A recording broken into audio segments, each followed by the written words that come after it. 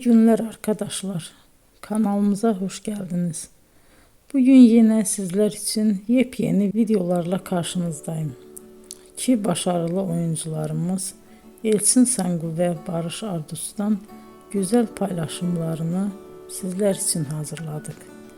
Elçin Sangu, Sevdim Alabora, Yalancı ve Mumları, Kiralık Aşk, İyi Günde Kötü Günde bu dizilerde rol almış ve herkes tarafından çok beğenilmiştir.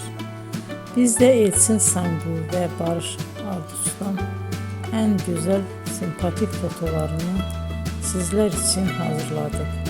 Bu karelerin devamını istiyorsanız emeğe saygı olarak kanalımıza abone olup yorum yazmayı unutmayın arkadaşlar.